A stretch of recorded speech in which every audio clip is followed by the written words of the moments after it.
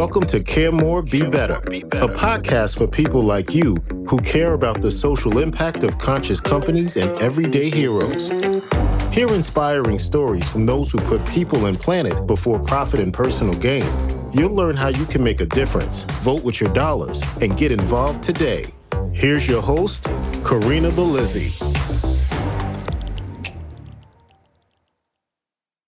Hello, fellow do-gooders and friends. I'm your host, Corinna, an activist and cause marketer who's passionate about social impact and sustainability. So passionate, in fact, that I created a 5-step guide to help you unleash your inner activist. If you're curious, it's available for our entire community. All you have to do is go to our website and sign up for our newsletter. That's caremorebebetter.com. And there'll be a pop-up window as well as a sidebar. Just sign up for the newsletter and it will be your email gift in your inbox almost immediately. Now, today we're going to talk about the environmental costs of raising children as we connect with Bailey Bouwman, who has her own podcast about a very specific part of child rearing, the diaper years. Her podcast is called the Cloth Diaper Podcast. She invites us to think about this particular part of our waste stream and how cloth diapering may not be as hard as we've all grown accustomed to thinking about it. Bailey, welcome to the show. Thank you. Thank you so much for having me. It's so much fun to be on someone else's show for a change. Yeah, and then you don't have to do the editing. Yes, most importantly.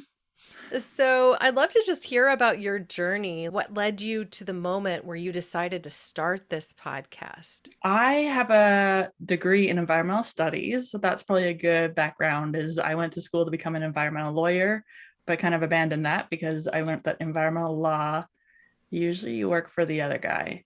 You don't actually get to do the good work that you thought you might want to do. And so when I had babies and kids, cloth diapering was definitely going to be part of that journey. Landfill, all that jazz was key priority for me in choosing what I wanted to do with my kids. And so I started cloth diapering, and I'm a oversharer. I love to share everything. So I started a blog and Instagram. Social media is on the rise in 2015, 2016, 2017. But also what was on the rise is that when you get a whole bunch of moms on the internet, we get postpartum moms on the internet. Mm-hmm. We have a lot of emotions because we're going through that time of life where we're trying to figure out who we are and what our babies are doing. And unfortunately, that can cause for a lot of drama and catcalling and mean girl attitude on the internet. And we were seeing that happen in the cloth diaper community to the point where in 2018, I've been cloth diapering and blogging for about 3 years. And I went, why are we just relying on comment sections to hear a story? And why is nobody getting to the bottom of this story and trying to figure out what's actually going on with these brands and what the truth is? And so I thought, well, I could start a podcast and do that. Like, I could be a journalist if so. And that's kind of what I did. I was like, okay, well, I'll start a podcast and I'll start talking to brands directly and getting the story from them firsthand instead of relying on what had become this like gossip rumor mill. I mean, we had a cloth diaper Facebook group that was called like Fight Club, where they would just fight about cloth diapers and the brands and the drama. So like it had gotten really intense and really bad. And so the podcast kind of came out of this just need to cut the chase and just talk to brands and hear the story and hear the experiences that are happening without the drama of social media. And so it's been now almost 4 years next year in this summer, and 100 shows now. And I've made so many relationships with brands and retailers and really just worked on bringing us together and finding out what is really going on in the industry. Why did people start their brands, and getting down to the core values that we really all share and getting away from the drama. The drama still lives on, but trying to find some new ways to talk about it. Now I see on your shirt, I think it's Cloth Diaper Mom. Nice. Yeah. Those are my shirts. I usually wear them in my YouTube videos because I was a YouTuber. I tried YouTubing. I've tried a little bit of everything. These days, I mostly just stick with podcasting and social media, but yeah. Well, it's a great way to get in connection with an audience and tell a story deeper than you have the 10 seconds for on TikTok or whatever. So, well, that's like, social media. We were just like getting glimpses of stories or what the algorithm feeds us. And so podcasting has really given that opportunity to share that full story and get to know people's like real passions. Like there's so much passion that goes into my industry, into this industry. Okay, so I did prepare a couple of statistics Okay. for our audience because I think it's important that they understand Yeah. Well, the I'm problem, curious. right? Yeah. Okay, so it can take up to 300 years for a single diaper to decompose in landfill. Now, I don't know that there's a more shocking statistic than that. I think that's the same for a plastic bottle. So that was Mhm. surprising to me to see that it would be so long. Now, this is a traditional diaper, the Pampers or Huggies or whatever that you're Mhm. used to from that perspective. There are more eco-friendly ones. And so I'm sure that proponents from seventh generation or the Honest Company would have a thing or two to say about how long it actually takes their diapers to decompose. But still, up to 300 years. And if you think about the fact that for a single child, you're likely to go through about 100 diapers a month, and you could be potty training them for 3, sometimes even 4 years. That's a lot of diapers. That's a lot of space in landfill, right? Mhm. So, and then the other one that was surprising to me, I didn't realize that disposable diapers didn't exist before 1961. So I think that's an important thing to think about. It was Victor Mills who first created Pampers, and they were made available in 1961.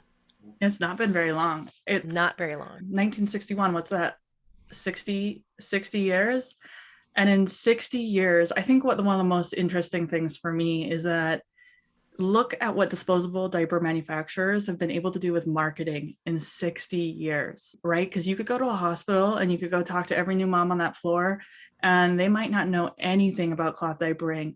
And what they think they know about cloth diapering has been completely influenced by 60 years of disposable diaper marketing. And when I feel like I got shivers because Well, I just did right it now.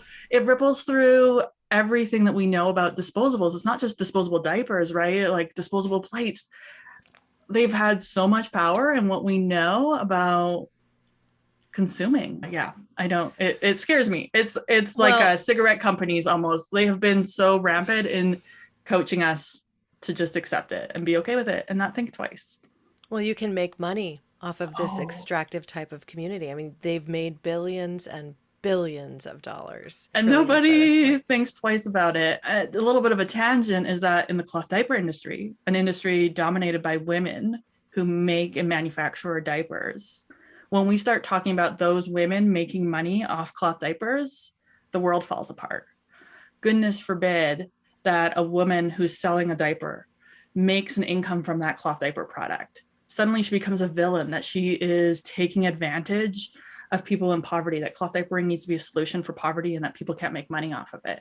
But the disposable diaper manufacturers have been allowed to make money for 60 years and nobody thinks twice about it. And that's been a really hard conversation in our community because growth mindset and scarcity is huge. Women undervalue their products and undervalue what they're selling to consumers because they're scared about the backlash if people found out that they were making money by selling cloth diapers. Does that Let's make just sense? think about it this way. I think it's terrible. If a diaper costs 25 cents and somebody goes through 10 of them a day, that's $2.50 a day. Right? Yeah. $2.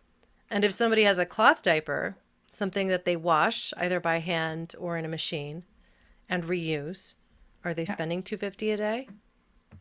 Oh, that's a good question. Probably less. They're probably not. Right? Like an average stash is about $500 for 3 years. Yeah, Like and I not could only pull up a that, chart. so it's actually a cost saving. So I want people to think that way too. The other piece of it is that the outer shells of the diaper, I see handed down from mom to mom Mhm, to mom. So it's really just the guts of it that you're talking about, right? mhm. And there's something else that I think people need to think about when it comes to potty training. One of the things that I think makes potty training a little harder for kids is the fact that these diapers are so quick to moisture wick that they don't sit in wetness at all. And Yeah. so they're basically sitting in this jelly that's absorbed the pee or whatever. And sure, they might not get diaper rash, but they're being encouraged to sit in that for a longer time. They don't realize that they've necessarily gone to bathroom the same amount. And so therefore that potty training could take longer, and their ability to be more independent therefore takes longer. Therefore, they're at your heels more and you're having to change their diaper more. And so there's even an emotional, time-consuming cost to this disposable diaper perspective. Yeah, it's really interesting. There's not a lot of actual research into the potty training stuff. It's general like hearsay in the community, but it'd be really fascinating to do a study on. But at the same time, like this is an industry dominated by disposables. Why would they be interested in supporting a study to find out how potty training has changed over the last couple generations? But yeah, it's not like even a just cloth a diaper. gives you that wetness feeling, which can be really advantageous to potty training. And even if you don't hit potty training early, I know a lot of parents love cloth because cloth comes in sizes. So disposable diapering kind of ends around a size 6, and then you'd have to get into like a medical grade product. And so cloth diapering, you can just reach out to somebody who's making it and make it bigger. So we find a lot of parents with special needs kids go into cloth because they can get it custom sized for their bladder and for the child's size and shape. And it really offers a lot of great needs. Especially like when you're looking at a size 6 diaper, you're almost looking like at $1.65 a diaper, at least here in Canada. And that's a big cost. Wow. Yeah, I haven't seen them cost that much here, but that's a lot. So, but then there's other industries that also rely on the disposable diaper too. So you start thinking about the diaper pails, right? So like all of these products that get somewhat connected, and they kind of just feed one another's continued success and use, right? Diaper wipes, right? We're seeing a huge increase in trouble with wipes in sewer systems, right? Have you picked up on that, especially in the UK? But the disposable wipe industry is a huge one that feeds off disposable cloth diapers. Wow. Okay. So what are you seeing shift and change? Is it becoming at this point more accepted within mom communities to do a cloth diaper or have a cloth diapering perspective? We're not really there. I just did some visioning with the industry the other day, and we're still all thinking it's another 5 or 10 years before it really feels like it's going to be mainstream. We're still having a lot of conversations with new parents who didn't even know it was an option. So we're working on it, but it's been slow to pick up. We had a big boom in 2020 with supply chains shifting. We're seeing a new pickup in disposable diaper or in cloth diaper services, but it's still slow. It's still a very niche market, and it's not known. I mean, you talked about your personal experience, right? Like you didn't use cloth, wasn't for you, right? And so we still meet a lot of parents who didn't even know it was an option. Like, it's okay. I mean, and we're not nowadays a big shift, I would say, since I started diapering 6 years ago, is we're shifting into this embrace it part-time mentality. And it's been really positive for our community. Just try one, just do it once a day, just do it on the weekend, part-time routine. And you're making a huge impact in your monthly budget. You're making a huge impact in your landfill contributions, and you're casually easing in. So this is a really interesting perspective because Jonathan Safran Foer is a proponent of taking on a practice of no animal products before dinner as part of his way of helping us all solve the climate challenge, right? And so if we're going to reverse global warming and return to some normalcy, we've all acknowledged within the climate community that things are going to get worse over the next 5 to 10 years, even if we stop all emissions and suddenly all of us shift to cloth diapers and all of us across the board do all the things that are going to support drawing down carbon from the atmosphere. Well, we've already kind of created this crisis that we're in, and we're going to live in that repercussion for a little while, which is, I think, part of why it will take 5 to 10 years to see more moms transition to a cloth diaper as mainstream, right? But if you were to take that perspective, okay, send them to daycare with cloth diapers. You're not messing with it. They are, like. Or get your daycare to hire a diaper service, so that they don't even have to do it. And all of the kids at school have diapers, right? Like there's some really great social systems we can put in place here. Yeah, and certain municipalities offer compostable diaper services. So there are some other alternatives, but that is kind of a disposable perspective too, right? And you would buy into something like that. So I think that there are other options out there for trying to reduce this particular waste. But I also think it's important to think about where we are with cloth diapering today. So I thought an interesting kind of approach to this would be to just talk about what it's like to cloth diaper in today's world, like today's mom versus somebody back in the 70s when I was raised in a cloth diaper. Okay. So are we like, I mean, the modern cloth diaper is almost exactly like a disposable in that you fasten it and go. It's pretty much all built in. Yeah, it's got all the snaps and everything. I know in we're your on a shirt you have podcast. the It's safety got- pin, but we don't do that I have a anymore. safety pin. I mean, I have the diaper pin because it's such an iconic symbol, Yes. right? And actually, when I rebranded my logo, I had my graphic designer threw the diaper pin in there, and I was like, you know what, we got to ditch it because I don't know anybody who uses a diaper pin anymore. I mean, I was raised with because them. They used to have, they looked like little bunny heads or something, or little chick heads, Yeah, like plastic with because them. so that kids don't swallow them. Yep. Because I was on a podcast the other day and she told me her son had swallowed a diaper pin when he was a kid. And I was like, yeah, we've moved past the diaper pin and we've moved into it's essentially the same shape and size as the disposable diaper. It's got real elastics in it. It's got an exterior waterproof coating. And sometimes they even have built-in inserts that are sewn in and made from bamboo, cotton, microfiber, hemp. And it's just like all in one piece. You can get different styles. Some of them are like multiple pieces and some of them you reassemble. Some of them are made out of wool. Some of them are made out of tencel. Like there's lots of people out there who are trying to make a more sustainable diaper. And then there's just your everyday diaper. And it's really just like a disposable diaper in that it has back wings and a front tummy panel and a crotch and a leg elastic, and you just put it around baby and you fasten it with snaps or you fasten it with hook and loop and you kind of go. And when baby soils it, you take it off, you toss it in a bin and you wash it a couple days later. There's no folding. There's no diaper pins. There's no risk of stabbing your baby in the belly. There's no stabbing. They are mostly one size in that you buy one diaper and it fits from about 10 to 35 pounds. And there's snaps that adjust the overall size of the elastics and length. And it's an incredibly diverse industry in that there's tons of different styles, but pretty straightforward when you look at it compared to what maybe you thought you knew. Yeah. And we're using modern textiles that are breathable, that are beautiful and soft. Well, they're fashionable. And they're fashionable. I think this is something that gets overlooked. Like, okay, so for instance, the Honest Company came out with their diapers, and I think part of their success came from the fact that they printed different prints on all their diapers, and people were like, ooh, I like the skull ones. I'm going to get the skull ones. The cloth diaper community watching that happen, we were like, oh God, what he's doing? You're stealing it from us. Yeah, hate is a strong word. Let's just, leave that for the bozos. But I think it was really interesting. I automatically had a problem with the company name because I'm like, how honest is the Honest Co. type thing? But whatever, Jessica Alba, do your thing. Yeah. So that's a conversation for a different day.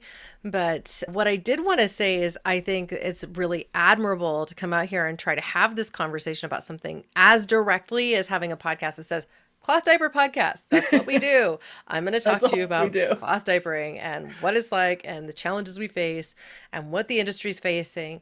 So how are you in particular supporting the industry? You've mentioned this a couple times over the podcast. Like it sounds like you are developing, I don't know if it's an industry affiliation, an organization or something along those lines. Yeah, we're kind of like in the mud on it right now. After 3 years of podcasting, we realized that we don't have an industry association anymore. We did, and it fell apart in 2017. So we are kind of in the mud right now. I've gotten some groups together and we are working on building a new industry association to bring us together as a stronger voice because we have really been segmented for a dozen years now. So it's in the process. I mean, a name hasn't even been decided, but we meet probably monthly, a group of brands and bloggers and businesses to chat about what our struggles are, what's going on, what are some themes in the industry, and how we can kind of work through that together. And it's been really good for us because you feel really alone, especially like as women in business. I mean, there's a couple males in our industry, of course, but as women in business, we can feel, very alone, especially, and we get into competition, but we're not competing against each other. We need to stop that. So we've been working on moving away from competing against each other to focusing on the bigger picture of how can we get more cloth into homes, even as simple as the swim diaper, right? If we can even get every parent on the planet to reconsider disposable swim diapers for cloth swim diapers, super easy switch, you know, like it's little baby steps, focusing on those baby steps as a collective voice. So we're working on it, but we're still trying to figure it out. I think a creation of a few infographics is in order. I'm sure there are many, yes. like... I find like my specific role as the podcast, people kind of generally look to me for thought leadership in the industry. Okay, what's going on? What is Bailey contacts everybody? What's Bailey seeing? And making sure that we're focusing on mental health in our industry and making sure that we're focusing on positivity in our industry to propel that growth, I think.